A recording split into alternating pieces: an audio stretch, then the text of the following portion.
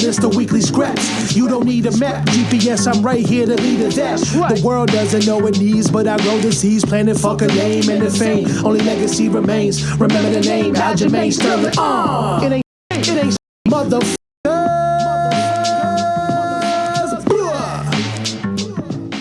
What's up, guys? Welcome back to the weekly scraps. We got some guests in the house. We got Nazim, Sadykhov, the Black Wolf. What's up? Mr. Diddy Bop, What's up? Gaining Center, Mr. Come Forward. And then, of course, we got the Cannon, Dennis Buzukja, in the building. Dennis the Great, also Dennis the Late. The great late one. Coming off of a big win at Atlantic City, man. What's up, man? We got fight week coming up. This is crazy. Yeah. I feel like the whole team is on a bit of a run right now. And this is just amazing energy going into this fight. We got everybody out here right now. And it just feels like Long Island and Sin City. Love it. Yeah, we taking over. We taking over. Very New York energy. In the house. Very New York energy. It's been good, man. Thanks to you guys for coming out. Obviously, Dennis, for you, because you just fought, came back out here helping me for my fight.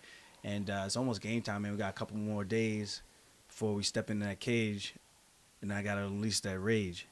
Ooh, boss. Let's get it. Ooh. Jake, what we got for the main card? I think the first fight of the night is like Figuereido versus Cody Garbrandt. If you are a pro athlete, want to build your personal brand and merchandise collection, use my code Aljo at Athlete Studios website to get yourself a design credit for $5,000 to build out and invest in your logo and your merch designs. Tell them I sent you. Check this out.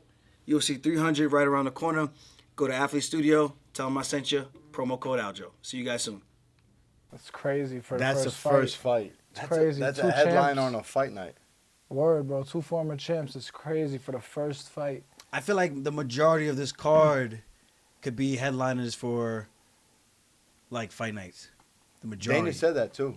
This is the early prelims, starting off with Cody versus Figuereido. First fight of the night is crazy. I don't know. This was a good one. I mean, of course, you got the former champ in Figueiredo, and you got the former champion Cody Garbrandt. Garbrandt's, what is he on, like a 2-fight win streak now, or 3?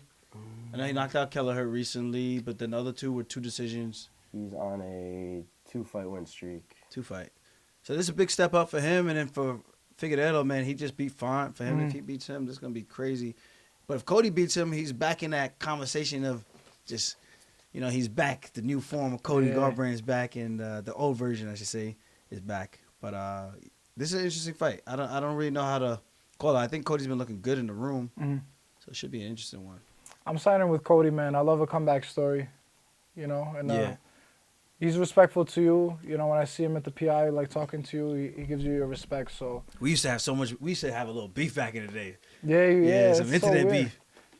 Shit. But yeah, we all good now. No love beef with everybody though. No At love one used to point. beef with everybody, son. So sometimes I used to feel like I need to go bad boy on his ass. I don't know if no, did he? Are we getting into that today? I hope not. But shit, if we do, it is what it is. You ever see that skit with Dave Chappelle where he's playing Diddy, and he's like, "I need y'all to go out there to Brooklyn and get me the finest Cambodian breast milk." And then, I didn't see this, I haven't but seen trust that me, there's either. a lot of viral clips right now. hilarious, bro. And he just starts dancing like, "Bad boy, baby." That's Dave Chappelle, he said? Dave Chappelle, yeah. That's the GOAT right there. Yeah, it's crazy because he says not to watch his shows anymore, but I always want to watch his shows because it's just funny as hell. It's classics, but Yeah. it's like if you really support me, don't watch anymore. I'm like, damn, but these are so good, Dave. Yeah. So good, Dave. I don't know, but this is an interesting one. I don't know which way I'm leaning, but I am pulling for Cody.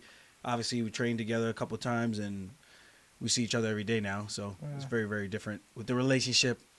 We kind of say we have a little bit more of a professional and friendly rapport, so to speak. Yeah. Very insightful. Oh my goodness. Yo, I can't take us seriously with these shades on. Bro, we got the eclipse coming up, bro. We got to be prepared, guys. Preparation for the eclipse. Okay. Go to sleep really? with the shades on. Huh? What about Figuereido? What about Figgy? I think he's tough, man. He's got a cool style, but I think Cody got some really good looks on that style that he brings with the hand down, and I think he got some good imitation looks for that, and he's done a good job. One of the things I like about his camp, his last few camps, he's been doing it more concise, more focused on him, kind of like that boxing style we always talk about having, kind of like an Ilya Taporia, the way O'Malley does it, Henry, the way he was doing his pseudo. And I think that's more of what we're starting to see. He got his wrestling coach. He's got his striking guy. The game plan breakdown stuff. They break down film. They break down after sparring. Stuff that you should be doing as a professional athlete if you want to grow, especially for specific opponents. You're not just going out there just doing random shit. Like, in the off-season, cool. But not in a fight camp. You should be, like, focused on certain specific things that you want to get better at, that you want to capitalize on. So when you're in there, it's just like staying sharp. I agree, man. This game is high-level chess, not checkers. And it's with the human body, bro, with extreme consequences. So, yeah, like you said, I love what he's doing, too. And I love also when he's walking out, like, through the doors, he has the guys clapping on the side as they're walking out, playing his walkout music. I think that's good for the mind, you know? You're familiar with it when the time comes. He's doing mock weigh-in, like mock fight. Think about how much support and motivation that is when you're cutting weight, too. Because they're literally standing around and clap and pray for you. I've seen several camps do that. That's so big, I think. And I think that's such a boost in something as tough as cutting weight. Yeah, but for him, we're talking about like his actual fight camp when he's preparing. So he's doing sparring days at the PI, and they're actually doing the walkout with the music and everything. His guy's in the cage, he's walking out, and he's doing the whole thing. Yeah. And I think that's where Dennis and I are talking about. Like, he's actually putting himself in that fight mindset every single time. Yeah. I think that makes a big difference. I think that's huge, bro, for the mind, you know, which this game is not even 90, but 100% mental. Yeah. So that was actually pretty impressive to see that, and I wonder how that's gonna pay off for him. And then after they spar, the coaches all sit with him. They all break down stuff he does well, did well, could work on, or position, like just reviewing, recapping. I just think that's just constant reinforcement. Like, we don't see a lot of that in the sport, man. I think that's very critical. I think that comes with the evolution of the sport too. Yeah. That because it's a fairly new game, fairly new sport. And then with new ideas coming out, you know, you find what works for you. But I think that's very crucial. And we all know how to fight for the most part. But it's like the little things that help. And then I have little things. Let me not even call it, because I'm underplaying. The big things is like the small details. Right. And I think that's what makes a difference. Yeah, the devil's in the details, man. And that's the difference between amateurs and professionals, I would say. And then the elite of the professionals. Facts. And that 1% better mentality, that's where that comes. The mic? Yeah, there. Closer? Yeah. Like that? That 1% better mentality, 1% better every day, that's what it comes down to, I think. Exactly what you guys are talking about. So even if you completed your 70, 80, 90% potential, that 1%, there's always that 1% that you can get better. So I think that applies to this. I'm taking Cody. Yeah. I'm Cody. I'm thinking, how does he win though? If it's not an early first round knockout, then I don't know if he's knocking him out, right? Unless he kick, I don't know, maybe. I think Cody can score more with more activity. Yeah. More footwork, scoring.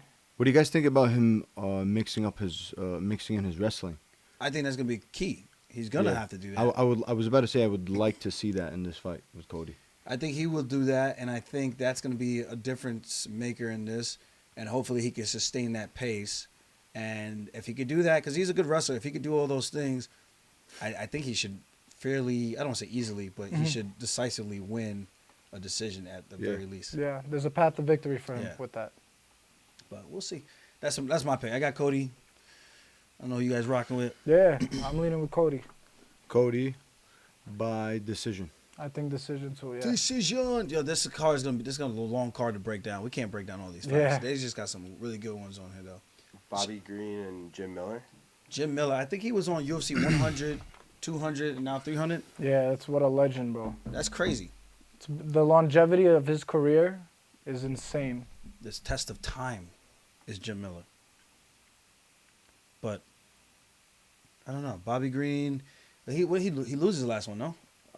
Yeah, Jalen Turner. He got knocked out bad. That was filthy. That was a little rough. That was yeah. Yeah. in Yeah. And December. Jalen took it out on short notice too. Yeah. Yeah. Stepped up. Big win for him. Yeah, I don't know. Bobby, it depends on what Bobby's mindset is. I mean, Jim Miller's not the power puncher, right? He's not going to be the guy coming in and rock him, sock him. Yeah. Is he No, not the power puncher? He's No, he laid can some hit. people Don't get me out, yeah. wrong. But he's not going out there, I'm looking to stay in here and trade. He's looking to take you down, grind out a win, or submit you. Miller? Miller. I don't think that's wrong. I just think that there's different Millers. Like across 40 fights, we've seen different Millers. We've seen a Miller that just knocked out like a few prospects recently, like out cold, and he was actually like forcing exchanges on purpose. So I don't know. Maybe. Did he knock out a... Yeah. Did he knock This out- is He last knocked out year. I think Nick Fiore maybe. No, I forget the dude's name, bro. He took the fight short notice though, and Miller knocked him out cold. Yeah, point is, Miller's got some power in his hands, and I don't think he wouldn't try to put them on Bobby Greene. But I think it's possible that he's going to wrestle too. Miller's well-rounded. So Jim Miller, his last 2 fights, he won with a left hook and uppercut in the first round, 23 seconds in, against Jesse Butler. And then his last fight, he won via rear naked choke in the 3rd round against Gabriel Benitez. You know what I'm saying? He's very well-rounded. He's got the subs, he's got the wrestling, he's got the KOs. Actually, his last 4 wins were 5 wins were finishes. Wow. Yeah, You know but what I'm saying? who's Jesse Butler? The heck? He took it It short was a notice. short notice, I Okay. remember. Yeah. I think it was even maybe a 45 or something. All right. Well, looks like there's many shades of Miller Yes. lights. Yes. What kind of Miller we're going to get for this one, I don't know.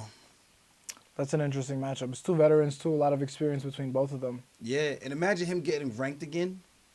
Dude, there was a time he should have fought for the belt. Then they gave him Nate Diaz. Nate Diaz choked him out. It was nasty. Caught him in a guillotine. But before that, he was destroying everybody. I think he was like on a 6 or 7 fight win streak. Should have possibly gotten a title shot. And then they gave him Diaz. Yeah, I don't think any of it is impossible. I'll lean Jim Miller for that fight. Jimmy? Jim. Especially Bobby Greene coming off a really bad knockout. Yeah, that's what I'm thinking. And Miller having looked as good as he has recently, and Bobby Greene more on the 50-50 side, I would say Miller. Yeah. Pull this down because I want to make sure everyone can see your face. You know what I mean? There we go. Yeah. And just to rotate it up. Yo, Jake, Yeah, like that. No, you got it. is he? Yeah. It's not too close? No, that's fair. I think that's No, perfect. You can see your Pause. face better. But I'm leaning with Miller on this one too. I think that knockout makes things very unique for Bobby Greene. I don't know if he's gonna be able to. I'm not saying Jimmy's gonna come out there to knock his ass out, but I think maybe the confidence. I don't know. Maybe I'm he's saying- father time catching up to Bobby. Yeah. Yeah, I mean, we've seen Bobby in the position on the losing end of a KO recently, and we've seen Jim Miller on the winning end of KOs and finishes recently. So just from that alone, just the trajectory of their careers, I think Miller's definitely coming in with the momentum on this one.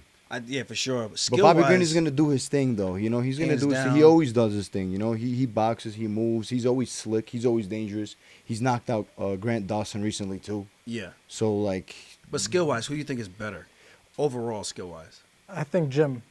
Yeah, well, I don't Yeah, know. I think Well, so. I don't know what we haven't what really is. seen his grappling. It's just so different, dude. Like because Bobby Greene actually boxes, whereas Jim Miller's like a hammer. He comes forward and he punches, puts his chin down and punches. So he's tough in that he can take a hit and give a hit, whereas Bobby Greene actually comes out there and tries to style on you and box you and all that.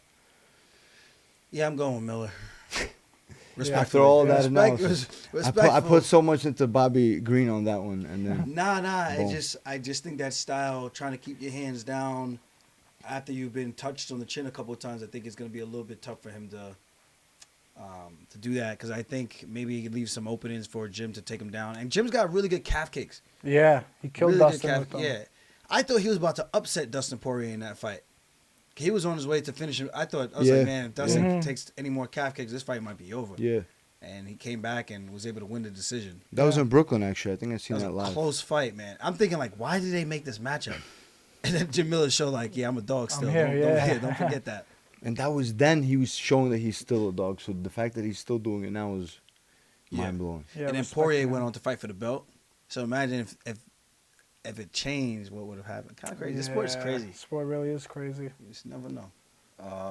I'm gonna skip around. So there's Jalen Turner versus Renato Moicano Renato. wants So- some money. Renato is coming off a fight that was in February, Okay. and he beat Drew Dober That by was- unanimous decision. Yeah, that was a good fight. Mhm.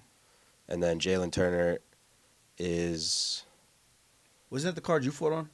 he beat February? Bobby Green by knockout. 2023. Yeah. For- February. who No, was on- 2024. Who was on the card? You're No, talking about I didn't- 2024, right?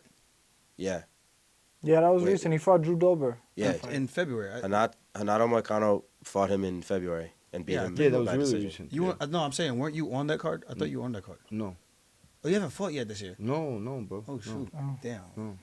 I'm living in the past. Coming soon, though. I'll tell you that. We got fight news on the way. Let's go. Nice. Tell you that. That's for sure. We got a name and everything. We're just locking in a date. That's a good fight. That's a hell of a fight. Jalen Turner's on fire right now. Moicano. I am a little bit concerned about Moicano though, in the chin, because it looked like he got touched a little bit from Dober, and I was like, oh. I Yeah, mean, yeah. but Dober can crack though, right? Yep. But Jalen can also crack. So I don't know. I got Turner in that one. You think I wonder who's the favorite. Um, Let's see who the upset is. Moicano's with my guy, Oren. Oren, I love you. I don't know. I'm leaning towards Jalen on this one. I'm not saying Moicano can't win because I think he's got great jiu-jitsu. If he can get Jalen down, that was Favola's path against Jalen Turner. Yeah. If he can get Jalen down, and I think Moicano's got better jiu-jitsu than Favola. Respectfully, Favola, I love you. But I think Favola would admit that as well. I just think that's Moicano's way to victory. If he goes out there trying to strike with Jalen, man, I think he's going to get touched up. Yeah, it's bad. I agree with that. I think his path to victory is the wrestling, but I think Jalen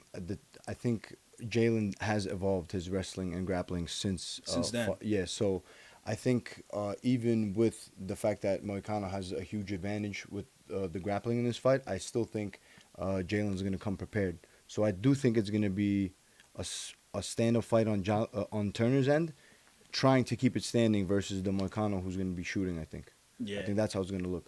I think Moicano's better at like body lock stuff. I don't know if it's takedowns, like leg attacks. I don't Yeah. think it's that clean. Yeah, I got the odds here. So Jalen's a -238 favorite, and Moicano's Ooh. a +195. Damn, that's a big difference. Plus 195. That's a We're big sleeping on difference. Moicano. They sleeping on Moicano who wants the money. Well, if I'm Moicano, you got to take that ass down, but you can't run into those punches and those, Yeah. those kicks. It's gonna be hard to close that distance on Turner because he knows how to use it too. Yeah. Yeah, I remember when he fought Favola, I was like so nervous. I was like, oh my God, this is such a scary fight. Yeah. A 6'3" southpaw. Yeah, it's Do like, you yo, understand bro, how- for real? Come on, son. Yeah. It's like, damn, Shelby, give our guy some love. Yeah, give him a break, man. Yeah, give us like someone who's like 5'9", our height. But that's I'm leaning towards Jalen. I think Jalen's coming into his own right now. He's on fire right now. Yeah. Who do you guys have? Jalen. Okay, unanimous Jalen. How about Holly Holm versus Kayla Harrison? I don't know, dude. I can't speak on that fight. Kayla Harrison has to make weight first. Kayla, respect to you, my girl. Olympian, you the best. But right now for MMA, coming down to 135, I got questions. And they need answers. We'll see how she looks when she steps on the scale on Friday. And I think we kind of go from there. Mhm. I think if she can make the weight properly, I mean, I think she could track Holly Holm down, I would imagine. But I don't know. Holly's been in the game for so long, man. She's an OG, but I don't know. I haven't seen like a hungry, sharp Holly recently. She's like 40 years old now. Or Yeah. 41. Yeah. Yeah, so it is what it is. Tough fight. Kayla making her debut. Holly, Kayla's- good striking. Kayla's a Holly's a +325 underdog.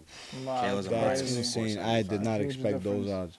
I'm about I to did drop not. the bag. Say, nah, I don't bet on fights, guys. So, I don't bet on fights. do you think that's Holly Holm is being way too overlooked because of the weight cut, or if you factor in the weight cut, because that's what people are saying?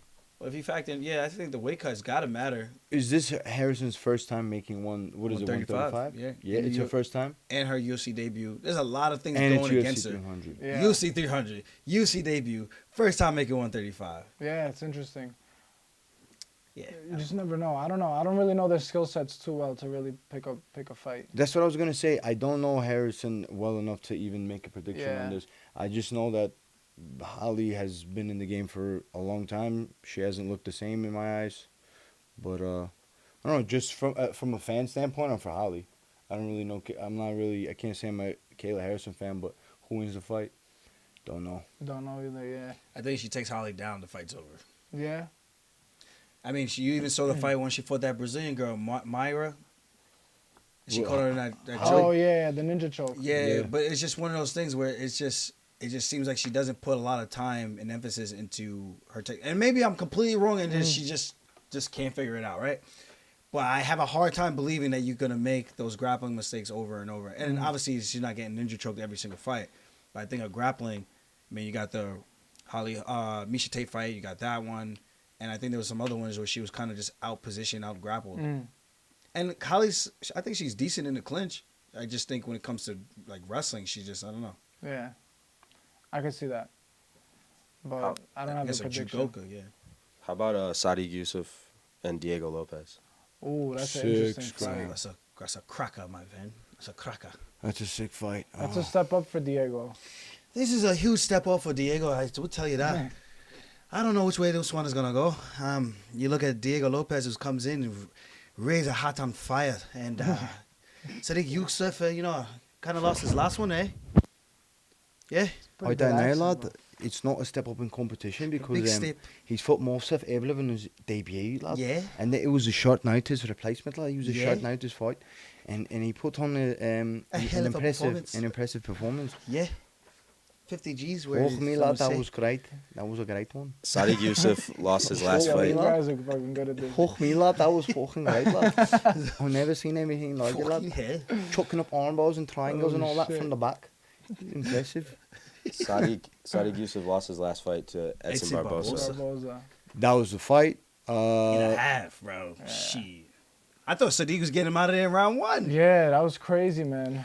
Whatever Diego does, he can't exchange with Sadiq. You think so? I don't think he should. I absolutely don't advise that he exchange with Sadiq. I think Sadiq is the guy that is like most of the time successful in the pocket. He's one of the best like in the pocket fighters. Yeah. So at least exchange with him just puts you in a 50-50 positions. Either, like if you can try to catch him if you have the power, but he definitely has the power. He slowed down pretty good, too, I thought, against Edson. Barbosa, Yeah. He did. I would lean Diego this fight, if I'm being honest. Yeah, slightly in Diego. You think there's an upsurge in the prospects coming through? Diego's a minus 142 favorite. I could see that. Minus I guess. 142? It's a little high, I think, but I think Diego should pull it off. I think so. I think he just, with the grappling factor, too. Has Yusuf fought any grapplers before? Well, he lost to Bryce Mitchell, no? I think he lost to Bryce Mitchell. If he lost to Bryce Mitchell, then that's not looking good. Yeah. Did they fight? I'm not seeing that fight. Sodiq, right? He Yeah, lost he to did. Arnold Allen, Edson Barbosa, and Luis Gomez.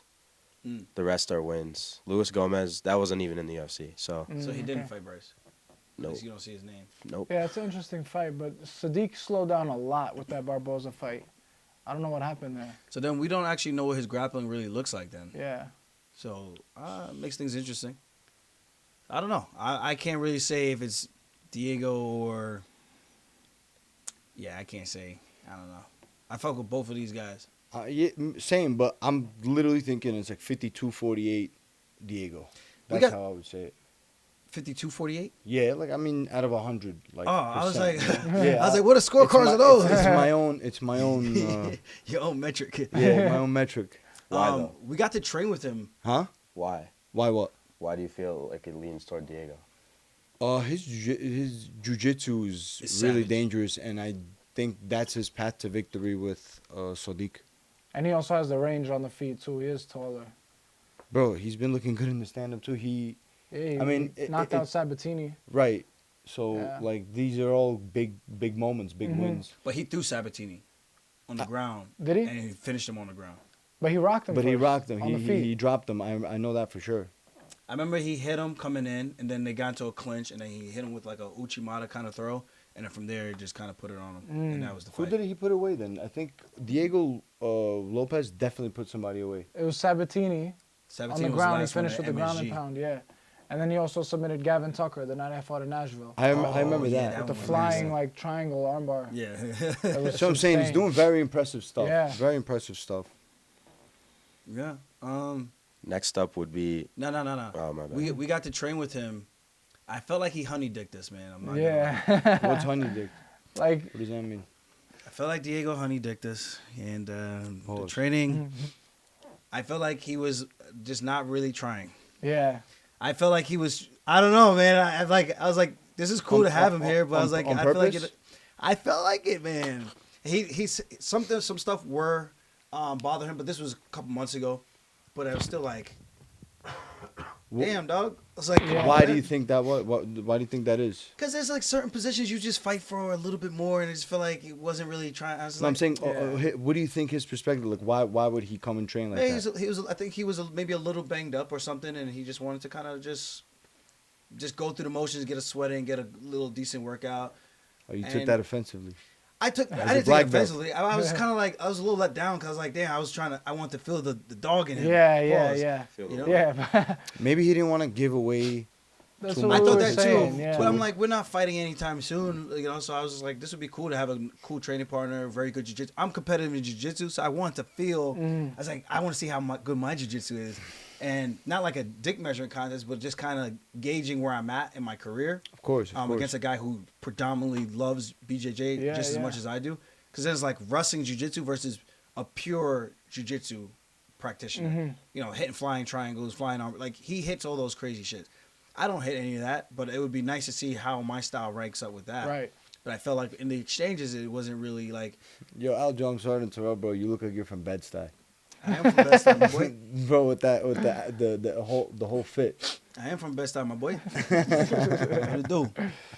Yeah, but it was good training still. Like he gave us a, but no matter how I say this is gonna come off weird, right? But I'm just like it was just I just felt he would have given us a little more, Maybe he And- was being respectful. and maybe it was that. Maybe he was being Yeah. respectful. Or maybe he was just hunting the dick in us and just wanted to see what we got and Yeah. didn't want to show what he got. I was like, I don't know, man. I was like, this is not making me feel like we're cool. If that He- makes sense. He has I a get what nice you're little saying. turnaround too. Diego, he lost on Contenders actually. Yeah, once. to Yeah. Brito. Yeah. Yeah. So he has like a nice To who? turnaround. To Brito. Oh, He yeah. fought Brito on Contender. I gotta watch that fight again. Yeah, 'Cause well- that had to be crazy. And so the first round was crazy, but Brito kept poking his eyes, and then they stopped it, and it went to technical decision. And then Dana still That's signed weird. Brito of that, That's weird. which was crazy. It's that That's weird things that crazy, happen bro. on You Contenders. want to get signed on Contenders? Be Do the Joe eye Piper pokes. Yeah. or poke the eyes out. Like, what the heck? Yeah, it was insane. Pick and choose, man. Damn. Yeah, but nah, it was fun training with him. It was cool. I was hoping to have him down a little bit more, but then his team actually came out, so he's been training with those guys mostly, and I didn't want to like interrupt any of his stuff. Because like obviously I'm fighting a tall guy. Diego's tall, lanky, so it'd been cool to kind of get that other perspective and someone that you don't really train with. Like I have no ego when it comes to training, man. If I get beat up by somebody, I tell you, like Zabit. I talk about that shit all the time, and it's not in like a malicious way. Like, yeah, the dude put it on me, and I had like no real answers for him other than the one straight arm lock I almost had, and he would not tap. Like, I hyperextended his elbow. Like I saw his elbow caving down. I'm just confused. That's crazy. I'm like, brother, we're just training. Yeah. Like, Nah. just let me have one. You're Just not let me just have one, training. Zabit. You're just training. He's Just taking Fighting that for risk. his Yeah, life. He's like, I Yeah. can never tap to this. I was like, damn. But yeah, so other than that, I know people are gonna try to take that. I'm like, oh, Aljamain says Diego. Man, shut the fuck up. I'm saying this in like cheek and tongue. Like it was fun training, but I do feel like he was kind of being a little more reserved than he probably could have been. Yeah, I would think so. Yeah. I would think so, because his skill that he's shown Yeah, I'm like, nah, is son. very high. Yeah. Yeah, this ain't it. I know what you're capable of. I know what you Yeah. can do. This is actually a compliment. Yeah. Or, what we're saying to him. Now who we got? Next up, Calvin Kattar versus Aljamain. Oh, that fight's can't crazy! wait for Come I on, bro. legit can't wait for this come one. on, bro. That's I the legit can't best wait fight for of the night right there. I legit can't wait for this one. Can I tell you the odds? Yeah, what are the odds, actually? Aljo, you're a minus 170 favorite. I'm a favorite now. Wow, You're a that's big pretty favorite. big favorite. You He's a started plus as an underdog, huh? 142. I always thought we It was were even. money, you know? It was even when it opened up. Yeah. It was like pretty even. I wonder why, because they somehow... It's definitely You after see those that guns. photo of me and you went viral. I mean, I'm just focused, nerd focused, that is. That's interesting. Dude, this is a tough fight, man. I think a lot of people are thinking I'm just going to go out there and just take his ass down. I'm hoping that's what I do. Trust me, I definitely hope that's what I do. But the guy's got good range management. He's fought some of the best guys at 145. I do think he's pretty hittable, but obviously my style is not to go in there and straight up box with anybody. So I'm not looking to play his game. And I think they're going to have a good game plan to try to stop the takedowns. It's not the first takedown, it's the chaining. So let's see how they do when it comes to that. And I don't know if he's had anyone who's been able to chain it the way I do. And I'm going to get back to my ways of just being patient, take my time, not rush anything like I did in the last fight. Like that last fight, again, the better man won. But I felt like mentally I just was not there, and I just wanted to get out of the cage as fast as I got in there. And that's the honest truth. So take it with a grain of salt, like, oh, you're making excuses. I'm just telling you how I felt. You could believe it. You could not believe it. Doesn't affect me. At the end of the day, I'm just speaking on my truth, and my truth was that. And I'm going to get back to what makes me me and try to backpack a mofo and pack him up, send him home. And I think that would be the start of a new wave of 145. I love it, bro. And the way you've been feeling in the training room, I've never felt you like this before. You know, you've always been a monster, but you at 45 is a whole different beast. I feel different. Way different. Yeah. It's got definitely, energy. it's definitely the truth. And towards the end of training camp, normally I wouldn't even be talking to nobody. Yeah. Like, No smiles. yeah, like, yo, stop asking dumbass questions. Yeah, for sure. There's a little for bit sure. of that. Jake would That's be one of the catching things I strays. said about you moving to 45, that your mood is better. Way better, bro. Yeah, your mood is just Oh, you have better. energy, bro. You Yeah. can finally eat. And I could talk. Yeah. I just think also, like, the difference in grappling skill, you have a lifetime of grappling at the highest level, and no matter how much Calvin trained for that, you cannot close that gap. Yeah. You I know, agree. so I think that's a huge difference maker in this fight. I think you surprise him with your strength too. I think maybe people know you're strong, they're anticipating it, but I think how strong you are, I've been saying it for years, it's ridiculous. It's very impressive how strong you are. Thank you. About your strength, wrestling. I- The remaining 20 minutes of this podcast is just be us gassing Aljo up. gaslight. No, I can't wait to see what the difference is going to be. I mean, I spar with a couple different 45ers now, and I feel like from before to now, I got a lot more confidence throughout the training camp. And just realizing what I do well in the gym has always been when I was big body funk and not little scrawny funk getting down to 135. Like that was a phase. Once that went away, like I've been noticing that for a while. I'm like, man, I think it's going to be time for a move up or call it quits. I'm like, because I can't get down to 135 anymore. It's Yeah. just impossible. Your body is probably begging at this point to move up a weight class. I grew like 2 inches, bro. Yeah. Just because like I stunted my puberty, and then all of a sudden I started growing. It was like insane. Wait, what do you mean Wow. you grew? Uh, Yeah, I was like, whoa. I'm like, Is I that thought you possible? meant like grew 2 inches, like, you know, my Jake chest, got my excited there arms when or you said you something. grew 2 inches. Like, really? Where? Pause. Where did you grow 2 inches? Pause. Pause. Oh, my God. Pause. No Diddy. No Diddy. No Diddy. Yeah, I'm excited for this fight, man. It's a great opportunity. Big card. I don't think it gets any bigger than this, man. After this, I want to chill, go mack it a little bit, help the guys get ready for their fights. Man. I mean, everyone's coming off big wins, great performances, so I want to keep the momentum going. Yeah, bro. You just have fun and it's your time. It's really as simple as that. You know, I'll never forget when we were walking out. I was in your corner for the second Jan fight, and I was so fucking nervous, bro. I've never been that nervous for anything in my life, not even my own fights. I was like, yo, I'm like, I almost wanted to tell you, like, bro, I can't walk out to this shit right now. You know, I was shaking. And then you just walked out. The music started playing. Pepas is the song, right? Yeah, Pepas. You were dancing and shit. I'm like, bro, Aljo got this. I knew it was over right there. Yeah. I can't listen to that song anymore, bro. I get anxiety. That's how scarred that moment got me. But yeah, that was a good moment. Because I knew what I knew. I was like, I'm about to show the world what's up. Because y'all think that was the real Aljamain Sterling in that last fight. I'm about to show y'all what I do. I could feel the same thing with this one now. Yeah. You know? I'm hoping so, man. Like, I feel it. So, I'm like, if I do half of what I did in the, like, even yesterday doing that puke drill, or even half of what I did in the sparring, the last few sparring sessions, I'm like, it should be it should be a good A great night. I agree. So, I'm riding with Aljo. I don't know about you. Aljamain Sterling. I'm riding with the funk, wool. Rear naked choke. Rear naked choke. Backpack. Oh, we got some. Human backpack. Actually, nah. We got. I know we some do. Stuff. We got I some. know. We got some tricks in the bag, you know. But we'll surprise them with it. I wouldn't be surprised if I get a TKO. But I wouldn't be surprised either. But what? You want to go ahead and spill the beans on the podcast? Go ahead. You want to spill the beans? Spill the beans. We'll see. We'll see. Next up, we got Jiri versus Rakic. Yuri's actually an underdog, plus 114. Which is crazy. And Alexander Rakic is a minus 135 favorite. Rakic he hasn't fought in a while, though. He got injured when he fought Blachowicz. Yeah. But have you seen some of the work he's been putting in? He's been Rakic? looking very sharp, yeah. With the boxing Yeah. in particular, his boxing is looking incredible. I'm looking forward to seeing I mean, obviously pads and all this stuff, but he just looks major sharp. Yeah. His footwork is looking great. He's on balance like never before. He definitely wasn't like this before the injury, because when he got injured, he made the right decision. I'm not gonna have my legs for a little bit. Let me work my ass off with the hands, and now his hands have been looking great. Dope. So Wow. looking forward to that one actually. That's gonna be a sick fight. Go stalk his Instagram a little bit. Do it, bro. Yeah, he's been looking good. Yeah, I've he's seen those looking videos, yeah. But then again, Jiri is so unorthodox, bro. How can you technically fight this guy? The guy's unpredictable. Yeah. He I don't even know how to describe him. The randomness that he does. Did you see him hitting the bag?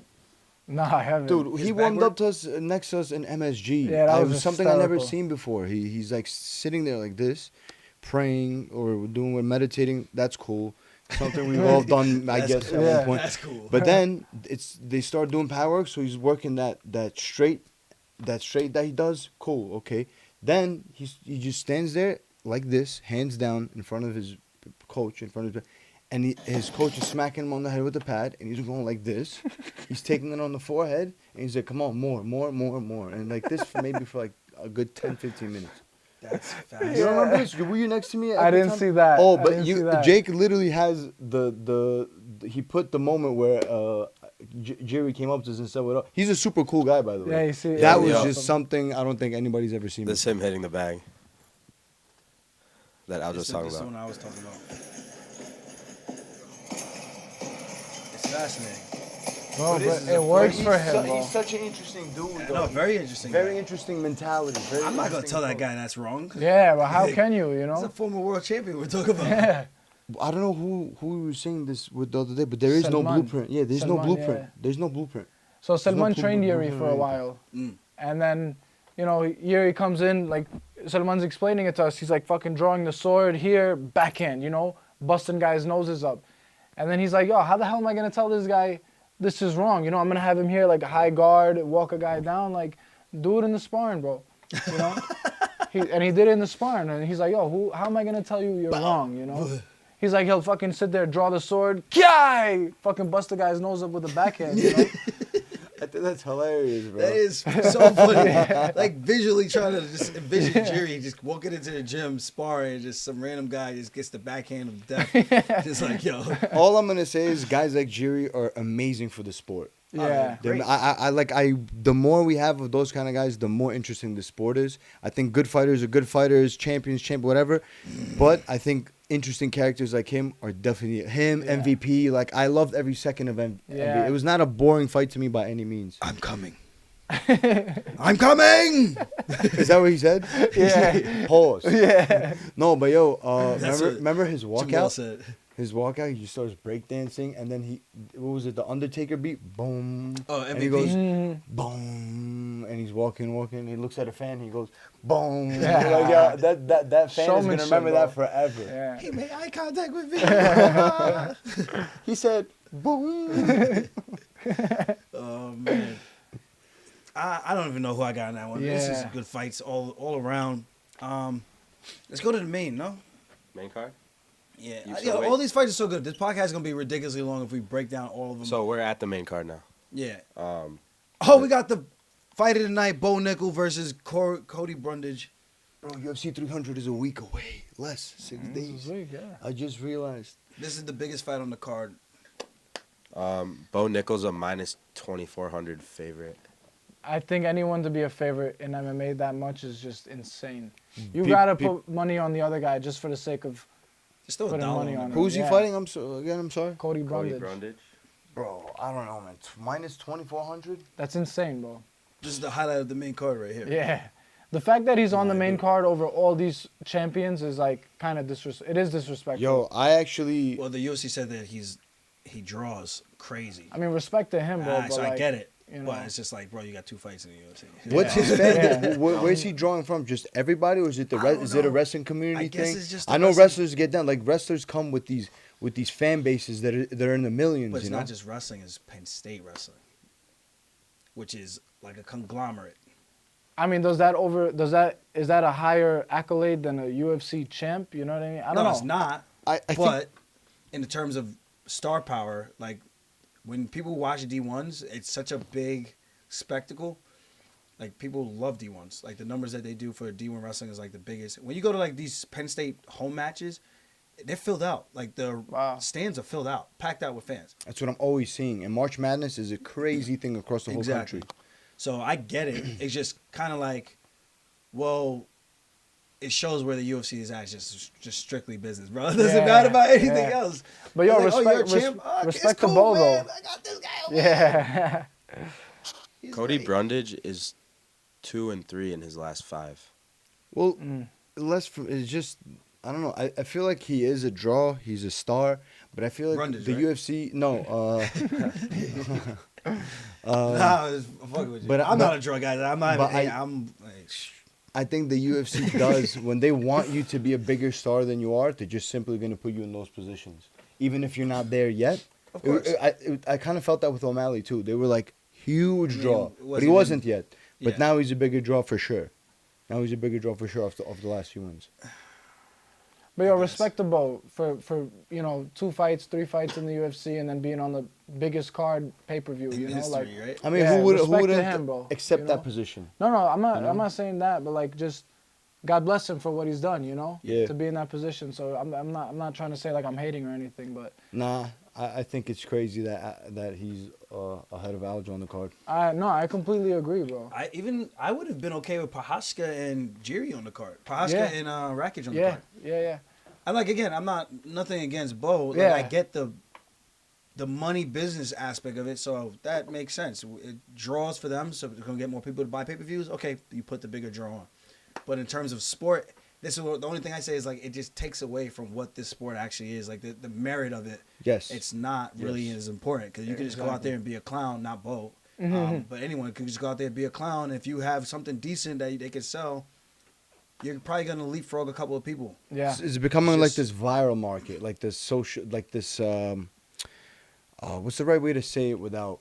The shock value. Yeah, it's like this. It's becoming this thing where even the guests that they bring out, and then the placement of those certain guests, it's to create that drama on on social media, like Yeah, these screenshots moments, and yeah. these moments. So they've been like focused more on that, and then and sacrificing the righteousness of the fight game itself for that. I think that's been slightly or a big portion of it has been the exchange in the sport. I mean, that's up to us to play the game though too. Yeah, we got- And I'm okay with it. It forces Yeah. us to evolve. We gotta Yeah. adapt, or we're gonna sit and complain. Just complain about it, let's yeah. adapt Yeah. and let's get this money. Let's Yeah. go. Let's get this money, my boy. We stars too. We stars out here Yeah. too. Let's go. Like, Bo, get your money. I hope he's getting a part of that pay-per-view cut. Because here's my thing. You're going to make me fight later in the night and then not give me pay-per-view points, and I'm the one that's bringing the crowd. So if I'm Bo, you might only have 2 fights in the UFC, but they know what they're doing. So I hope that it's obviously it's never going to be a mutually agreed upon thing where the UFC gives you more or it's going to be a completely fair shake. But you could try to get a little bit of love, a little bit of extra grease on the wheels, just to make sure you're happy to help be a business partner with them as well.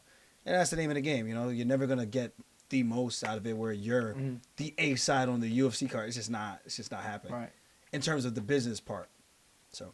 Well, yeah, good business is a partnership that benefits both parties. Yeah. Both sides, you know. But business is business, you know. Yeah. Benefits the other side. And then there's good business. profit. There's good profit. There's good It's a profit. little bit of a different. Look, I get the UFC, you know, so they got to make their money, of course. And You just cough right into the mic. No. yeah. Yo, bro, go blow your nose, bro. Go blow your nose, man. Jake, Spread Literally insurance covered out the Jake. mic and went like this.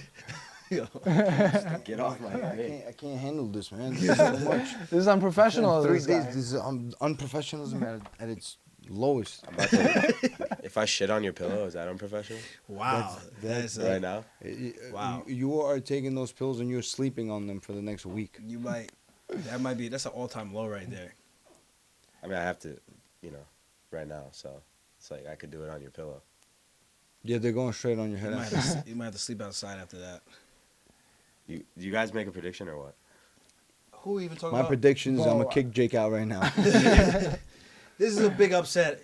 I can feel it in the air. No, I'm joking. I think this is a coming out party in a very big way for Bo, Nickal. The guy is as stoic as it gets, savage, very dialed in, very technical. Of course, it's a fight. Anything can happen. But I think this is his fight to lose with some crazy shit. But I think he's going to go out there and dominate first round. I think all his fights have been first round finishes. I don't think this is any different. Yeah, you're right. You're right. They have been. Not a crazy step up in competition. I think just a slight increase in the right one. So I think he gets it done first round again, and he looks like the star that he's shaping up to be. How do you feel if you're Cody Brundage knowing that you're the sacrificial lamb? Like, you know how tight that would get me? Yeah, of course. Like, nah, I'm moving heaven and earth to make sure that I show everybody what's up. Or at least show my teeth, you know? So that's Yeah. on him to think that way, though, because some guys, you don't know what's going through their head. Some guys are like, damn, this is a great payday. I don't care about nothing else. So, I don't even think he's getting paid more, bro. I think his contract is his contract, no? Yeah, his contract is contract. Well, I'm Cody just Brundage ain't getting paid more. I understand, but I'm just saying in general, like whatever that contract may be, maybe he needs that money or something. He doesn't care about the result or something, or he doesn't care about what the UFC thinks of this matchup. Or he could take this fuel and add it to the fire. That's the Also- beauty of this game, bro. There's always Yeah. that X factor. Yeah, it's on going you. into It's fights, on you. know? It's on you. Whatever your mentality is, that's on you. Damn. I'm going to go with Bo, you know. No brainer. Yeah. Bo. No offense to Cody, but it's just Bo is just a phenom. Cody, I'm just saying, don't get ran through. Pause. No Diddy. Yeah, this is a Nah, New York I- podcast today for sure. I don't really want to see the one-sided affair, you know, so I would hope to see Cody at least make it to the second round, make it interesting for the fans. Land the jab. Land a jab, maybe a calf kick or two. Like, show something. It's like the 300 movie where it's like, I just want to show that a God King can bleed. You know, Yeah. you got to have some of that inside of you for you to kind of go out there and perform. So it's gonna be an interesting one, but this is more like how fast can Bo Nickal get it done versus, all right, does Cody have a chance? It's kind of like that. And for me, I think Bo Nickal takes it. Respect to Nice. you. Respectfully, yeah, of course. Jake? We got Charles versus Arman. Oh, man. This is a sick fight. Sick. I'm probably Sick. more excited for this fight, like, than, honestly, after Aljo's. It's definitely The champion one has of a the name. Yo, Yeah, this is definitely one of the best. This is definitely one of the best fights of the card for Yeah. sure.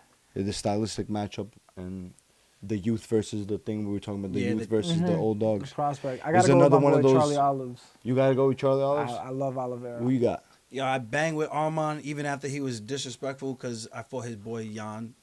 But I'm going with my guy Charlie Olives as well. I think Arman wins because stylistically and youthfully, that's on his side. He lost to Gamrot in a close fight. Mm-hmm. But I think Oliveira has the jiu-jitsu aspect of that, which, you know, I said that about the Islam fight, but something about that fight still, to this day, I'm gonna die on this hill. I just felt like that was not the best Oliveira that we've ever seen. I agree. 100%. 100%. And I think even Islam in his own right could go like, he might have thought like that fight would have been harder than what he was received in that fight. But with respect to that, I think Oliveira overall has a more dangerous skill set. I agree. That's just what I feel. I don't know. Yeah, he's a finisher, bro, and he can crack. You know, he's dangerous in every area of the game. Arman did look good in his last one. He landed that hook, right hook. Yeah, No, knee to the right hook. Yeah. Yep. So Benil, Dariush. On Benil, man. First exchange. How about Benil, man? Damn. Ah, man, I love My that thing guy. is- I feel They so shit bad. on him so he never got his title shot. It's messed up, man. It's a brutal game. Islam versus Arman. That was a great fight. They showed a very similar skill set, and that was then. Yes. Now, that skill set that Islam used to beat Oliveira with, I'm kind of doing MMA math, Yeah. and that's not good to do in this game. But I think because of the youth, I think because of the momentum, I think it favors And the Arman. math. He hasn't taken any damage recently, and Oliveira is getting cut 10 days before every fight. So I just think little things like that add up to Arman having the nod, in my opinion. I can see that. Yeah. That makes It's going to be a sense. sick fight. It's a sick fight. That makes sense. The Damn. odds are actually in Arman's favor. He's a minus 218 favorite. So the minus 218 thing is crazy. Put some respect on Charles' name for sure. I just simply think Arman has that edge. You know that battle that we said, the BSD versus Poirier, and then the Fizia versus Gaethje, and then the old guy stay on top. I think this is one of those matchups where the young guy is going to prevail. But then again, these guys are the best in the world. Like Charles Oliveira, undeniably is one of the best in the world, period. Yeah. One of the best of all time. So if he goes out there, starches Arman, I will not for 1 second be shocked, especially not like those odds. Those odds are shocking to me. I could see this fight being a war, to be honest. The champion has a name. And it's Oliveira. Dubronchi? Dubronchi. I don't know. This is going to be a good one, man. And I fuck with Oliveira, man. He got swag, bro. Yeah. He rocking all those big ass chains. I'm like, yeah, my boy. It's like, yeah. I saw him. I had my big ass chain on. He had all his wrist was lit up, bro. I felt like he had like 3 watches on and a bunch of gold bracelets, and then a big ass piece on his neck. And then he's just smiling like, hey, with those pearly whites. He's like, hey, look at you, got a little money, don't know how to act. Look at this guy. That's my guy. BMF title fight. Gaethje versus Holloway. Volume versus just heavy hitting mouth. I think Max is the more technical guy, though, in my opinion. Let me not say technical, because Gaethje is technical, but I think Max is faster, and maybe it's just that. Maybe he's just faster. But have you noticed how he's been fighting in recent fights? Max? Holloway, he's not the same volume Holloway. He's more of like sharper in some ways, but he's definitely more conservative in the way Which that fight? he fights. I mean, look at the fight with Korean Zombie. Like, he moves a lot more. You guys haven't noticed the difference in Holloway's recent fights? I always felt like he moved a lot, though. He always floats. No. Not the floats part, but like he's not as more offensive? selective. He's more selective in his shots. It's definitely a different Holloway. Because I'm a huge fan of Holloway. Like, if there's anybody that I'm a fan of in the organization I'm in, it's definitely that guy. It's like Holloway is like my dream fight even.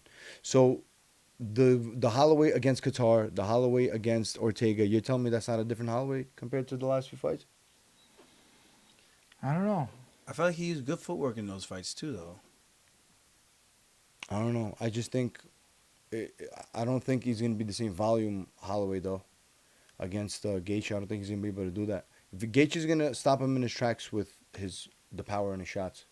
You think so? Yes, I hope not, but that's what I see happening. Then what about Poirier? Because he fought Poirier, and they went tit for tat in that rematch. But remember the power difference? Like, every time Poirier almost finished him like 10 times in the first 2-3 rounds. Now Gaethje is in some ways even more dangerous. So, But then Poirier also outboxed Gaethje in both those fights until he got head kicked, obviously. dude, I'm just one of those fans that are concerned for my the guy that I'm a fan of. I feel you. I don't know. This is a good one, man. Both these guys are badasses, man. I don't know. This is a hard one to call. I think if Gaethje can get on those calf kicks early, create those car crash scenarios that he always talks about, and then you got Holloway. I think if Holloway can get on his volume early and utilize some of his kicks, because he used to do a lot of front kicks. He used to do some spinning back kicks a lot. He kind of got away from all those and just strictly fell in love with the boxing. And I felt like that's kind of when Volk was able to kind of take over. But yeah, we'll see. We'll see. I think the volume is going to be on his side. And I think I don't know. That's a tough fight. They're both tough motherfuckers. Yeah. Like, ain't no this guy's tougher than this guy. They're both tough as shit. It's going to be a crazy ass fight. It is going to be this is definitely such a BMF fight though. Yeah. Like I was listening to Holloway's interviews the other day leading up to this fight, and he just has such a savage mentality. Like he doesn't care about, and like he would tell me like, yo, screw your concern for me. I'm gonna win this fight. Yeah. Gangster. I gotta watch the countdown. There's some factors in that fight, man. I think Gaethje can slow him down with the calf kicks, with the leg kicks, get him moving less. And Gaethje does a really good job of answering back in the exchanges. So if Holloway's not out of there, we're picking him apart and just out, stick and move, I think Gaethje can find his mark. And Gaethje's been a little bit more calculated in his recent fights too, moving more, picking his shots. Oh, man. If I would maybe lean Gaethje a little bit more just because he is naturally, or maybe I'm wrong, but as a natural 55er, I would lean a little more Gaethje. I'm not picking nobody. It's going to be definitely like that touch from Holloway and power from Gaethje. So Holloway's definitely going to have to use some footwork. I would say some wrestling, but he ain't shooting no takedowns. Yeah, I don't think either of them are shooting, bro. It's just going to be a lot of blood in that fight. It's just going to be. And they both know. They both are on the same page with it. Yeah. The BMF is on the line, so they're both motivated by that. They're just going to scrap. That's a guaranteed fight of the year type. Yeah. You guys think this one will be fight of the night? It's very, very likely. Yeah, I can see that. Very likely. I mean, who else would take it over them? I mean, maybe Jiri. Charles and Arman, Jiri, and Rakic. This is a fucking bag of fight. Yeah, bro. And they both got chins, Holloway and Gaethje. The Cody one, I can see that being crazy too. Cody and Figgy. I can see that being nuts. Hoping my fight's not crazy. Shit, I hope it is a performance of the Performance, baby. Get it out. Shit, watch the rest of the card. Like, yo, where you at? You? Wei Li Zhang versus Yan Xiaonan. I'm going my shorty, Shang Wei Li. She be killing him. Killing him. Wei Li's a G. That's it? That's all I got. All right, main event. Alex Pereira versus Jamal Hill. Alex Pereira versus Jamal Hill. All right, so we already know what's up with this one. Obviously, Hill's coming back from a catastrophic Achilles injury. All healed up now. I think maybe came back a little too soon from what I speculated, just looking at the timeline. But then after speaking with him, he reassured me that he was okay. And I think that's what gives me confidence in him as well, because I know how good he is, especially with striking. I got to work with him a little bit. He was showing me some stuff. Albeit a lot of big man moves. I was like, yo, there's some big people shit. I can't get away with that because I'm going to hit this motherfucker with that shit and he's going to be standing right there looking at me like, all right, what else? So for him, he could drug somebody and that's the fight. Sweet dreams. And then, of course, you got Pereira. Calf kicks are crazy. 2-division champion now. Probably feeling himself. Probably feeling so much better being 20 pounds heavier. How the heck did he make 185? It's just insane, bro. Dude is not a normal human, for sure. That is not a standard human. Nah, that's a Neanderthal for sure. He's got Amazonian blood in him for sure. Yes. Like, ain't no way. Like, he got some dense ass bones. Like this, me and him is not the same. He's a different type of human. Oh man, For real. Speed is on Hill's side for sure. I actually rewatched Hill versus Walker. Teixeira Oh. the other day just to refresh my memory on some of the things Hill does, in particular, and he has an amazing skill set, and his skill set is better than Pereira's. I agree. He's literally better than I Pereira. agree with that. Yeah. But Pereira is that he has that thing that he always has and always will have. He's just a hammer, and he's really good at finding his mark. He got that power. So with Hill, definitely got the speed advantage. I would like to see him move in and out, use the footwork. You're saying his ankle's fine. I don't think he would go into a world title fight if it wasn't. So let's just see how it unfolds. I'm leaning towards Hill on this one. I like him in this fight, and I think he gets it done. I'm leaning towards Hill because we both got tiny ass heads for our weight classes. We both got the P heads. I saw Hill at the Apex over the weekend. I'm like, damn, bro, you got a little ass head for 205. I'm like, I got a little ass head for bantamweight and 145. We took a picture and I was like, damn, bro, my head is tiny, bro. P head. Wow. You're the P head, love. It kind of said it to me. I'm like, Dustin yeah, you're right. is a P head. I wouldn't even have anything to say. I'm like, yeah, I got a little P head. It's hard to hit though. I got Hill. I think. And he can grapple too, man. I think he can mix it up. He's a well-rounded MMA fighter. He moves really good for a big guy. And he got hands, bro. And he can fight from both stances. So I got Hill. Dude, you know it's his interviews. Have you seen his like recent visits on podcasts? Hills, they're like, so are you gonna use wrestling? He's like, I'm not wrestling, bro. I don't know what you guys are talking about. Like, I don't have to wrestle. I could beat his ass on the feet. So I like that. I like that mentality. I like the headspace going in. Yeah, I like that. Even if he doesn't have to wrestle if he doesn't believe he needs to, but I feel like that would be a good path to victory for him if he does use the wrestling. If he wants to, yeah, for sure. Yeah, this is a good one. I'm looking forward to this. Good main event. I know they were struggling to try to get a main event. Luckily, this one worked out. It would have been cool to have obviously John Jones versus Stipe or John Jones versus Aspinall. You know, defending against the interim champ, which makes sense. But it is what it is. But that's where we're at right now. So far, this is a good card. Hopefully, everyone stays healthy, happy weight cut, or healthy weight cut, and because it ain't happy. And see you guys soon on that because it's coming up, man. A couple of days. Kind of crazy. We're here. We are here. I felt like April was so far away. I wanted to find that Miami card with Cater because I was like, I'm going to go right on vacation, hang out right in Miami. And now I'm like, all right, it's cool. Now we're at UFC 300 on a crazy stack card. It's crazy. You think about, like, it's in your head for weeks and weeks and weeks, and it feels so far away. And then when it finally comes, it's like, holy shit, this is real. No, I don't feel that way at all anymore because like time is just flying. Yeah. Like it's April already, bro. Here I am in Baku thinking, oh wow, I gotta fight in 2 months in MSG, and now we're 3 months removed from that, and I'm like, where the hell did all this time go? Yeah. So goes by quick, man. You gotta put those pennies in the bank. Make sure they count. Make each day count. Yeah. We're here and we're ready. Make each day count. Of course, you gotta live your life and have some fun, man. But that's what it's all about. So no conspiracy theories? Now, I did want to ask, even with you, Dennis, because since you're here, like I mean, obviously you're coming off of a big win, crazy finish, got the bonus. Like, how does that feel to just? I look at it from I've lost 2 fights in a row in the UFC before. After getting my second contract, after having contract disputes with the UFC, trying to get more money, I finished 3 guys in a row. 3 of them were in the top 10. And they were still trying to pay me some crazy shit. I was like, yo, this don't even make sense. How I get 3 finishes in a row? I'm brash. I talk shit. I'm like, I think I'm handsome. I was like, you guys are paying the Sage Northcutt motherfucker more money than me. Like, I don't understand. Why can't I at least get the equal of him who's making his debut? Whatever. I end up getting my second contract. We settled on a deal. I lost my first 2 fights on my deal. Back against the wall. I already knew contract disputes. You don't talk about fighter pay if you're in a bad situation because it just doesn't end up going your way. Moment they can show you the door, thanks for coming.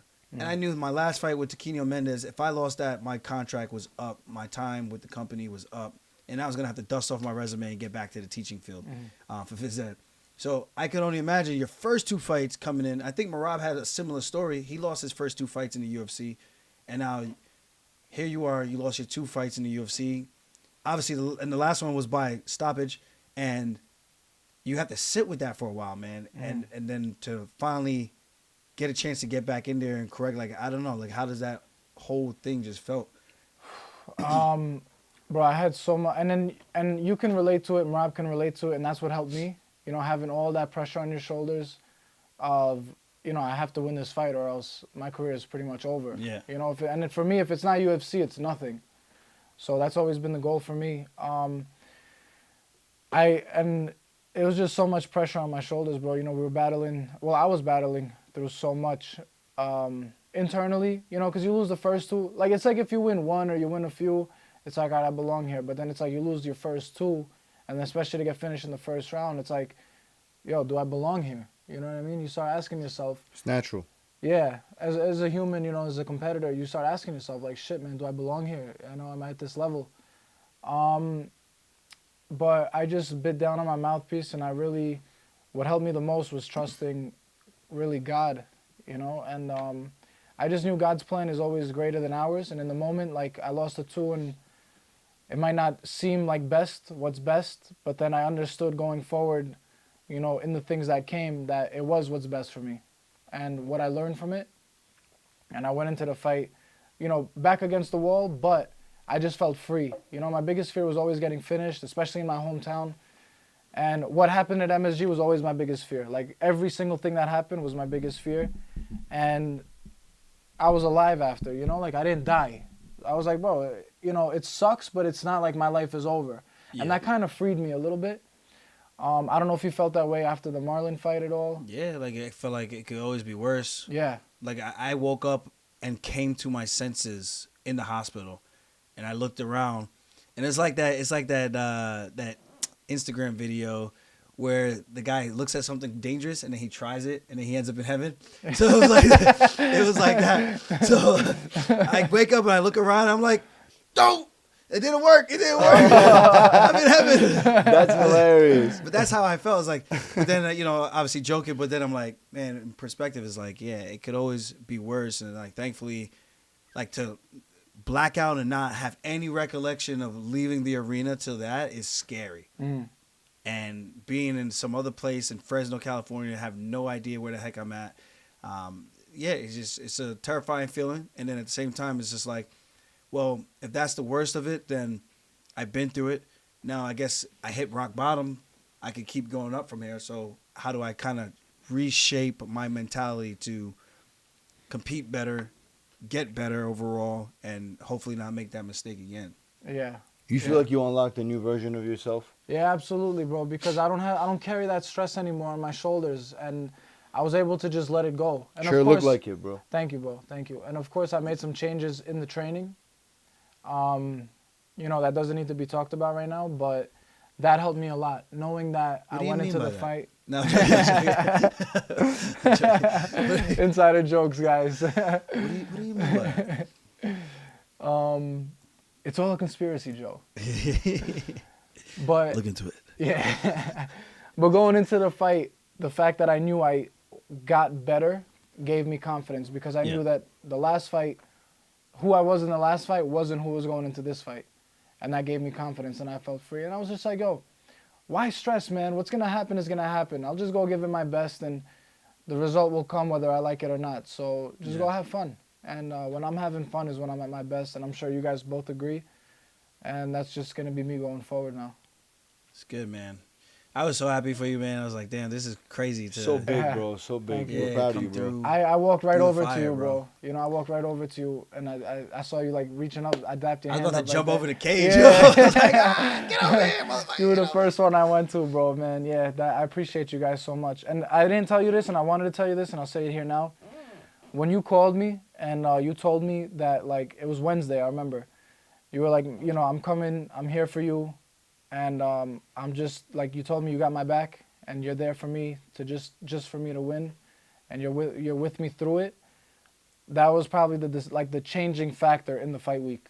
Yeah. That made me feel like, yo, bro, like, I'll fight a fucking gorilla in there. I got my boys behind me, you know, and you got my back. So, you know, and you said it good too. Like, it's like we're going to war, and you got your soldiers behind you that you trust. And that really changed everything, bro. So I really appreciate you. I'm starting to choke up a little bit, you know. But, you know, on a serious note, like, you helped me secure my future, bro, and my family's future. So, you know, I love you for that, and I'm always here for you. That's why I came right out to help you, bro. I was like, you know, I'm here for you. I appreciate it. I was like, dude, hang out with Paula for a little bit.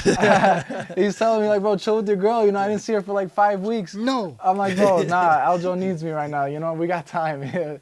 it's about Aljo right now, and then and that's it, Yeah. man. You know, we're going in this together. So just know, same thing.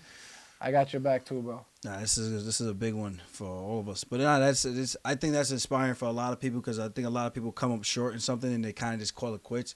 And it's almost like that guy digging for gold, and he just kept going just a little bit further. He would have gotten the carat or he would have gotten the gold, but he stopped and came up and decided to turn back on his goals and his dreams. So it's a very similar thing, and I think a lot that could resonate with a lot of people because sometimes you just never know how close you really are to unlocking that next level or finding that thing that can help change your life and your career. So I think that's very important for people to understand that even the people around you, if you don't feel like you're getting the most support, if you support yourself and find something to kind of lean on that keeps your faith, I think those are the most important things to kind of keep you strong through the dark times, I guess. Yeah. And it's not easy. It's easier said than done. It's definitely easier said than done, but you know, they asked me after the fight too, and there was this thing I said. It was, you know, with two things in this world, if you have patience and true belief in yourself, then you can do anything, man. You know, as long as you just keep going and believe in yourself, and with time, like, what's gonna stop you? You know, like Yeah. Robbie Lawler went to the UFC, got cut, came back, and became champ. You know, and I think crazy. it is insane, bro. So I just think, if you really believe in yourself and you have, it all boils down to believing in yourself, man. Like, truly, like, people say, like, yeah, I believe in myself, but, like, it's a weird thing to explain. It's like there's, like, a tunnel or something, you know? And, like, the words are at the beginning of the tunnel, but then when you get to the end of it, like, in your head, and you get to that destination where, like, the words you say, you really believe in it and get there, it's just, you feel it in your body, you know? When you say something and really mean it, like, it resonates in your body, you could feel it. So maybe there's people out there that can understand that, and I'm sure there's going to be a lot that don't. But that ones that get it, get it. Yeah. And you got to be doing the work. Yeah. You got to be doing the Yeah, work. of course. You can't cheat yourself. Yeah. If you're not doing the work, then you can't expect to just believe and think like something's just going to appear out of Yeah. nowhere. Like, you got to Yeah, it's actually not do the magic. work. But yeah, it's good to hear, man. Like I said, I was super excited, super pumped up. Becca was happy. She was like, I'm so glad you actually went and was there for him and everything. So that was a cool moment for me. Because I know what it was like to win my first UFC fight, and I know what it was like when I was down bad and kind of starting to feel like people were looking at me a little different, and then to get the monkey off my back and then get back in the win column after coming up short and then having my job on the line.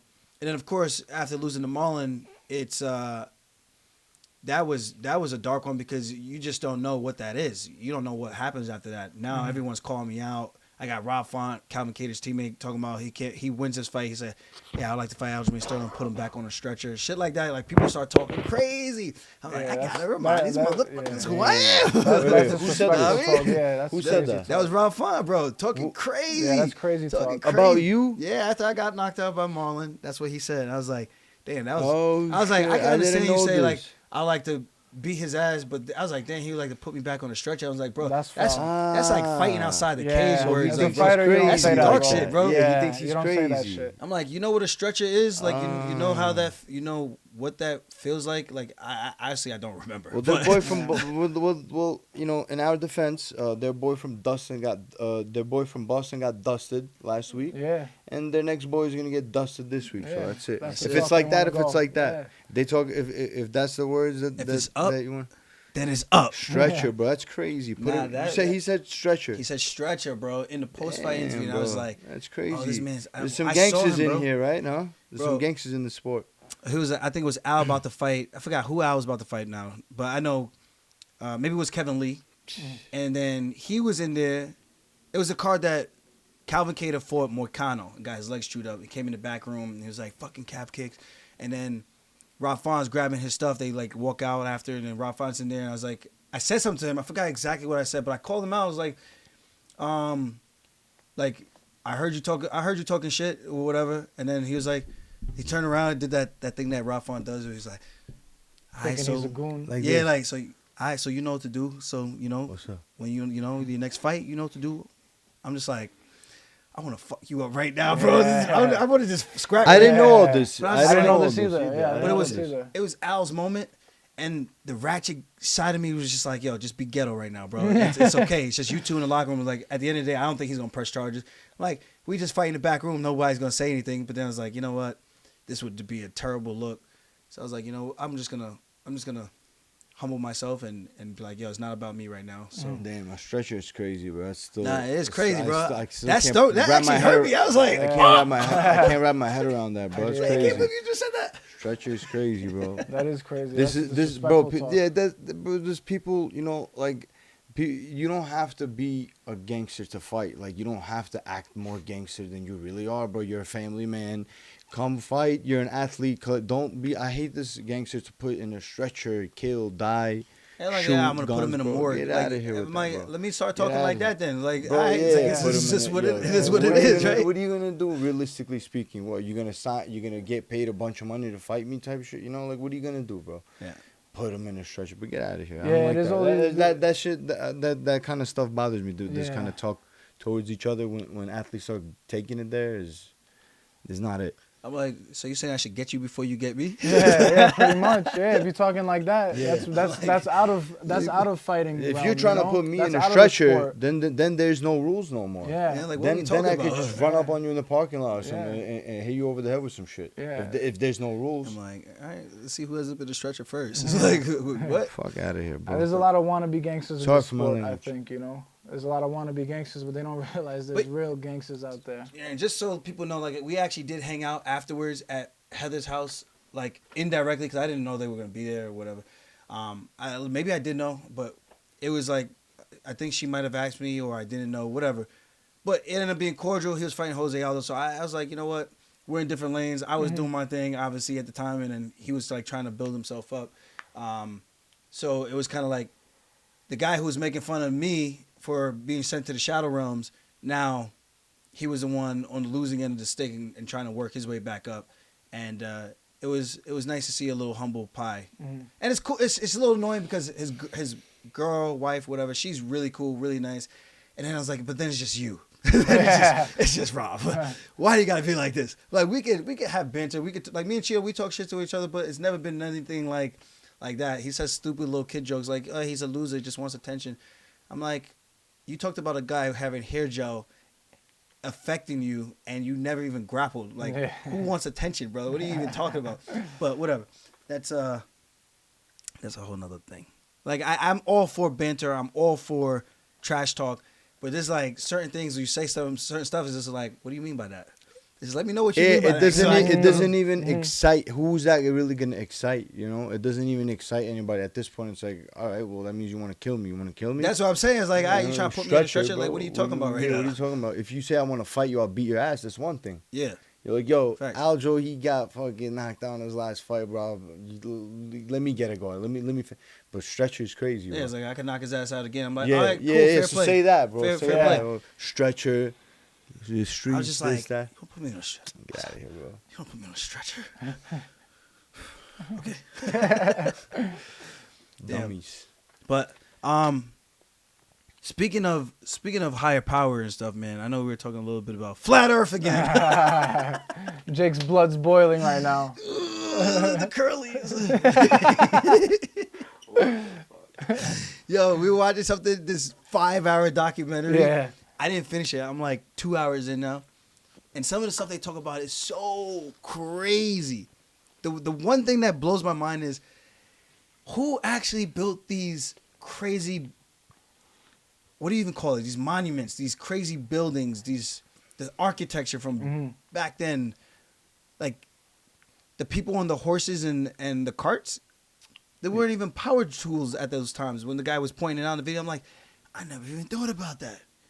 How the hell did they do that? You want to give context though to what you're talking about? Like, Okay. explain the I am. video. I thought I was giving context. No, like, explain the video that you're referencing. So, I mean, the video is called "The Lies About Flat Earth." I think the history- lost history the of lost- flat Earth. Yes, Lost that- history of the that's flat it. Earth, Flat Earth. Yeah. And it's a 5-hour documentary or video. I don't know if I could legitimately call it a documentary.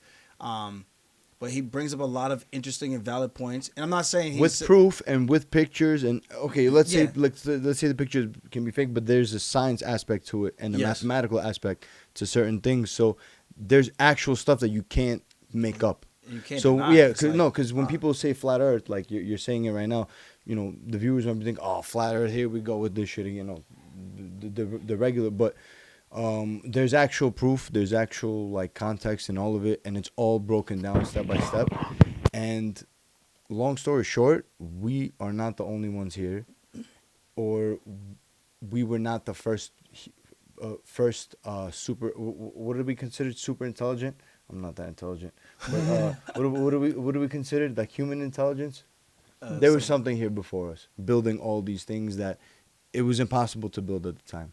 A settlement of like 10,000 people, but they're building a city for like 50,000 people. Yes, nah, it's crazy. 100,000 people.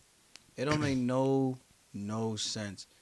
I mean, it's just fascinating. I enjoyed watching it because it's just a lot to learn and take in. But when he's pointing out all these little tiny details, like the pictures from this time, there's no one in the pictures, and then now all of a sudden there's pictures with everyone in it, or not everyone, but a lot of people in it.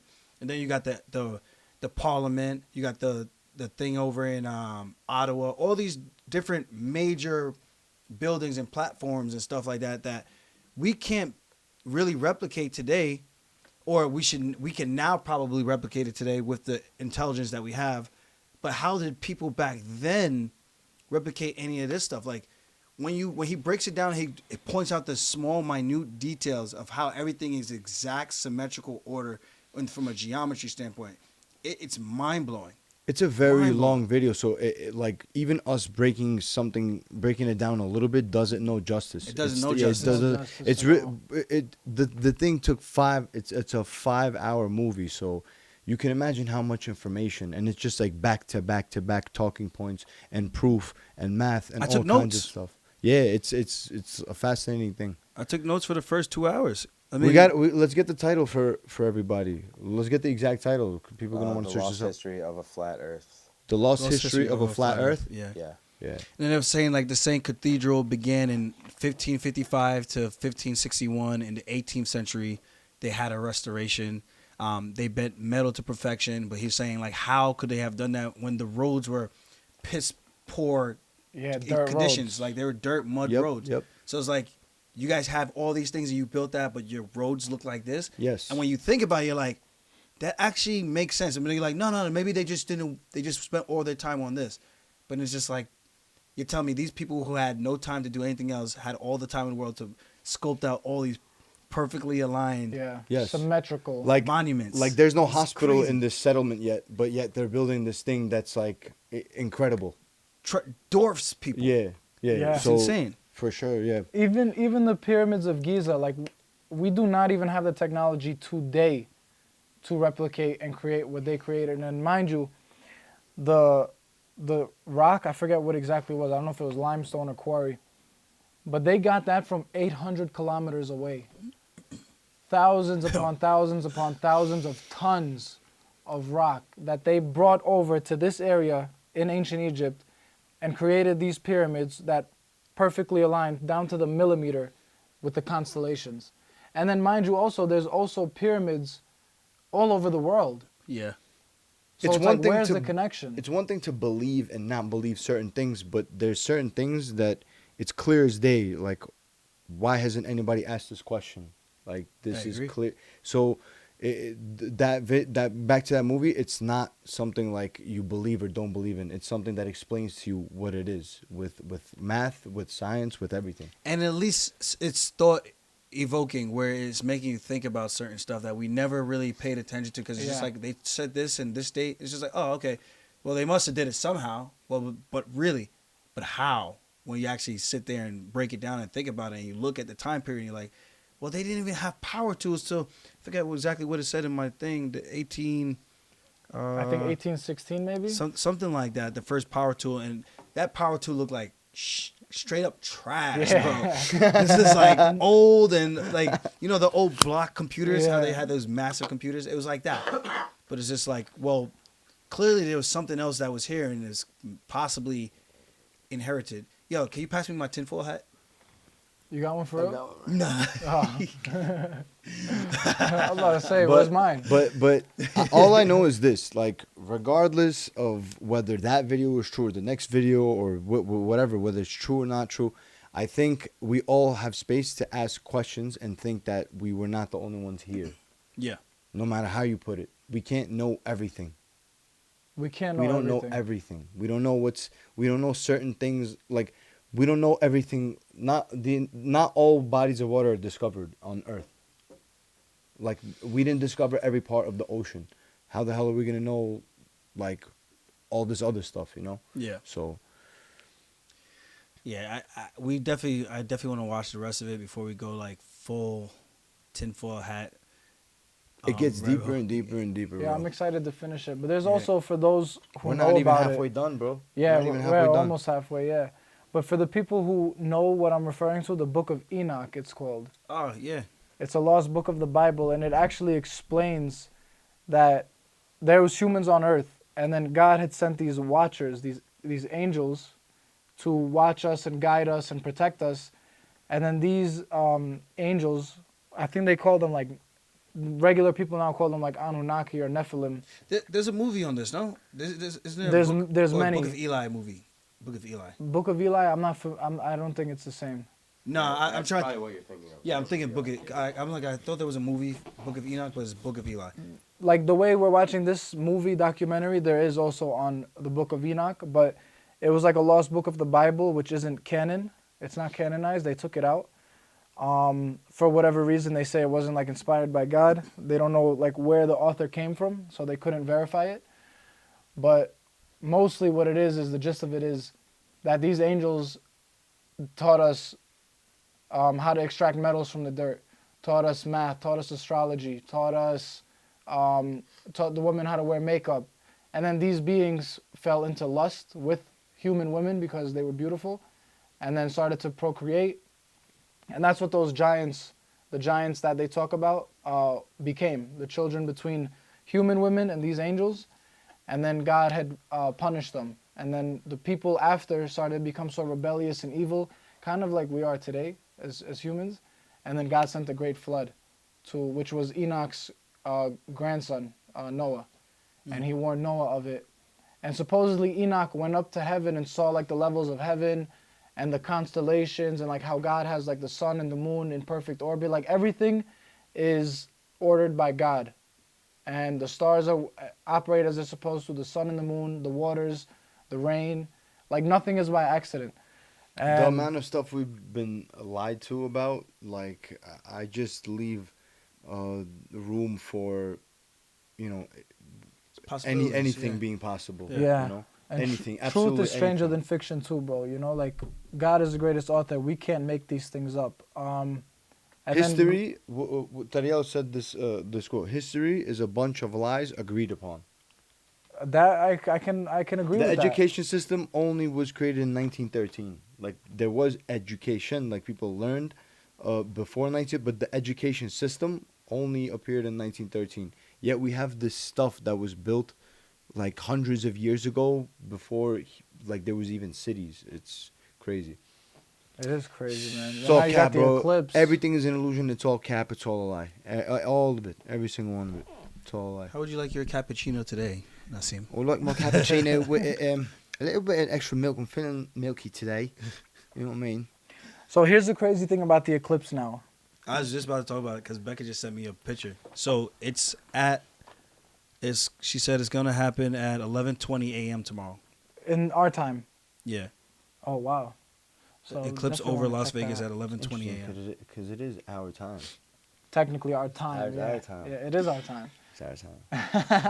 It's very good. Yeah, it is. It's our time. You got some last minute tips for us. So we need sunglasses for this? I mean, we can't stare directly at the sun, or we'll get blind. That's what they say. So Just keep your Bed-Stuy shades on. So hear this. Kelvin was telling me, my brother was telling me that he's getting better at keeping his eyes open for longer, staring directly at the sun. And I was just like, That's pretty crazy, bro. Why do I feel like Kelvin would say that? Yo, imagine I'm listening to him, bro. God forbid he goes blind. He's like, yo, nothing bothers me. but when he was saying this, I was just looking at him. I was listening to him. I was like, bro, you know they say we're not supposed to do that. He was like, yeah, but I feel like have a better connection and like things feel better. I'm like, but yo, you know they say we could go blind from this. He's like, yeah, I know, but I'm like, so why would you even try to test this theory? I'm like, let's just say it's true or not true. But the fact that you're even putting yourself in a position to try it, to say like, yeah, I can hold my eye, like, nah, dog, you're wilding. You are wilding. But that's a man that agrees with us when we say Question everything, everything. question Yeah. everything. He's like, yo, I don't know about this not looking I at the sun respect shit. him. I respect He's him. bleeding out the eyes. He's like, I don't know about this not looking at the Yeah, I sun shit. respect I was like, that, no, actually. close your eyes, bro. He's What are onto you something. talking about? I'm telling you, he's onto something. Something like- where He Yeah. might have cracked the code. he might have cracked something, bro. He might. I don't know. But I mean- staring at the sun is wild. When we got off the phone, I did try it, and I was just like, nah, that's crazy. Nah, yeah. I was like, nah, that's crazy. I can't do I used to that. do it as a kid, like try it, but it's too much, bro. That shit hurts, bro. We're not meant to. But the thing with the eclipse, I'm gonna get deep into this real quick. So in the Bible, they asked Jesus, like, when will we know it's like the end of times and everything? And Jesus told them, he said, there's gonna be a wicked generation who's going to ask from signs of God, from God, but none will be given to them except the sign of Jonah. Now, Jonah was a prophet in the Old Testament who was in the town of Nineveh. And his purpose was, God told him, like, you have to tell the people to repent. They have to repent to God because they're sinning, they're evil, and they've turned away from God. So as he was trying to, there was an eclipse over the town of Nineveh, and he became scared and he fled. And the warning was that they have to repent because judgment will be cast upon them. So now the thing with this eclipse is, this eclipse passes over, like, I think it was 8 or 13 towns in America called Nineveh. So that's like the apocalyptic relationship between the two. It's actually crazy. That's wild. It is crazy to think about. So I'm not saying that it's the end of days, but then you got the thing with Israel, and it says in the Bible also, like, all nations will rise against Israel. And that's kind of what's happening now too.